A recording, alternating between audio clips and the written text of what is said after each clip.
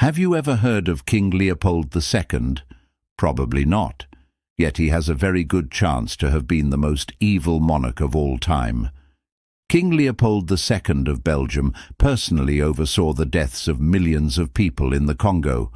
In fact, he turned an entire country into his own personal slave camp, and no one knew about it until it was too late. Welcome to our channel. And today, let's find out what would happen if a king turns a whole country into his personal slave camp. One man turned an entire country into his personal slave camp. Between 1885 and 1908, up to 10 million people died under King Leopold II's brutal rule in the Congo Free State. And yet this atrocity is barely mentioned in most history books. A full century on, we're still uncovering the extent of the violence and horror inflicted on the people of the Congo. In this chilling episode, we're going to peel back the layers of one of the greatest cover-ups in history, revealing the terrifying truth of how the Belgian king managed to hide his crimes against humanity. But first, welcome back to our channel, where we bring you the craziest and weirdest events from human history. Viewer discretion is advised for this video, as some of this video may be offensive or disturbing. We, the makers of this video, in no way support or condone the actions of the subjects featured. As always, stay tuned till the end to learn about something that most people don't know. So get ready. Between 1884 and 1908, the Congo Free State, located in Central Africa, was a personal colony of Belgium's King Leopold II. Although it was called a state, it was actually a part of Belgium. However, the king kept it hidden from the public eye.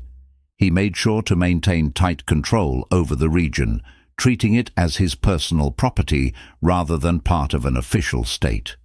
Despite its name, the Congo Free State was anything but free. Under Leopold's rule, the native people were subjected to horrific mistreatment. They were brutally forced to work in conditions that resembled slavery, extracting valuable resources like ivory and rubber. But how did Leopold manage to keep his exploitation hidden for so long? Well, let's delve into the story. The Congo Free State was established by King Leopold II of Belgium in 1885, after the Berlin Conference of 1884. You see, during this conference, European powers met to divide Africa among themselves. Leopold wanted a piece of the pie and convinced everyone that he had noble intentions, claiming he would uplift the people and bring them out of the Stone Age. In reality, he had his eyes set on exploiting the Congo's vast natural resources and subjugating its population. The Berlin Conference officially recognized the Congo Free State as a private domain of King Leopold II. Despite being part of Belgium, the state was run independently without any interference from the government. Leopold appointed his close associates, many of whom had no prior colonial experience, to oversee the administration. The king's intention was clear. He wanted absolute control over the region. And so the atrocities began. The native people of the Congo were subjected to forced labor, working long and hard hours with little to no pay. Those who resisted were met with violence and cruelty. The king's regime was built on a foundation of fear and oppression, and he did everything in his power to maintain it. But how did Leopold manage to keep his atrocities hidden from the rest of the world? Well, he tightly controlled the flow of information in and out of the Congo. He imposed strict censorship on the media and banned any form of criticism against his regime. Anyone who dared speak out against Leopold's rule was silenced, whether through imprisonment, exile, or worse. Leopold also bribed journalists and politicians to turn a blind eye to the atrocities happening in the Congo. He cultivated a network of spies who reported back to him on any suspicious activities or potential threats to his regime, and he offered lucrative deals to anyone willing to look the other way. Leopold II employed propaganda to shape the narrative about his rule in the Congo. He created a false image of a benevolent ruler who was bringing progress and development to the region. He commissioned writers and artists to produce works that glorified his regime and distributed them widely throughout Europe. Leopold also hosted lavish parties and events showcasing the wealth and resources extracted from the Congo, all while keeping the suffering of the native people out of the public eye. So what exactly was going on in the Congo Free State? Let's take a deeper dive into the atrocities that unfolded under Leopold's rule. The system of forced labor was brutal and dehumanizing. The native people were treated as if they were animals, working long hours in dangerous conditions without any regard for their safety. Many died from exhaustion or injuries, but the king's regime continued to push them to the limit. The brutality of the regime extended beyond forced labor. The native people were subjected to torture and cruel punishments. Leopold's soldiers carried out horrific acts of violence, burning entire villages and killing anyone who resisted. The king's agents hunted down individuals who attempted to escape the Congo, often apprehending them and returning them to the brutal conditions they had fled. To ensure compliance and instill fear, Leopold's regime implemented a policy of terror. Soldiers were given orders to carry out massacres of entire communities, leaving no survivors. The king wanted to send a message to those who might consider opposing him, and what better way to do that than through acts of extreme violence and bloodshed? Leopold II is known for his role in the brutal exploitation of the Congo Free State. Under his rule, the native people suffered unimaginable atrocities. Forced labor, torture, cruel punishments and massacres became commonplace.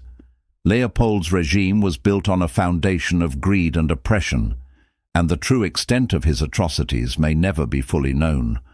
The atrocities committed by Leopold II in the Congo Free State serve as a reminder of the depths of human cruelty. His regime was a dark chapter in history, one that should never be forgotten. It's important to remember and learn from these atrocities so that we can work towards a better future and prevent such horrors from ever repeating themselves. But here's the kicker. How did the world not see this happening? Well, despite the atrocities occurring in the Congo Free State, there were a few individuals who dared to speak out against Leopold II's regime. These brave souls sought to expose the truth and bring an end to the suffering of the native people. Among them was E.D. Morel, a journalist who published reports detailing the horrors he had witnessed in the Congo.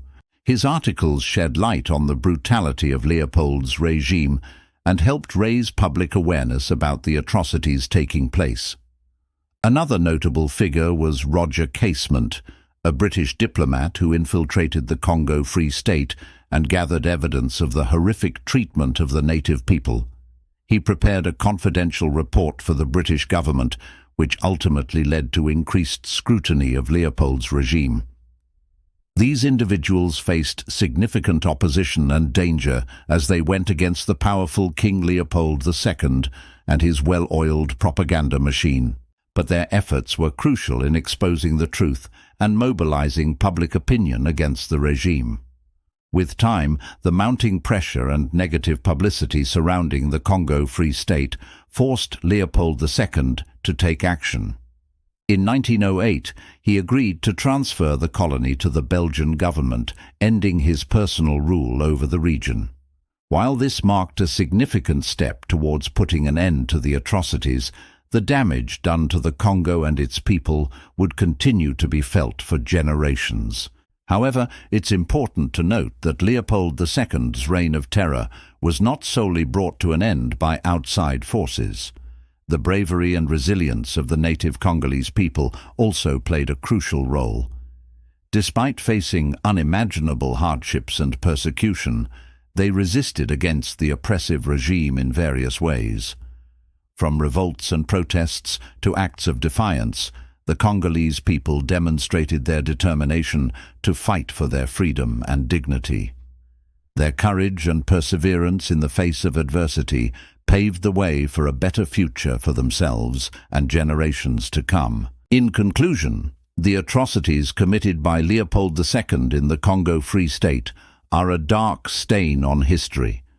His regime of exploitation, brutality and oppression resulted in the suffering and loss of millions of lives.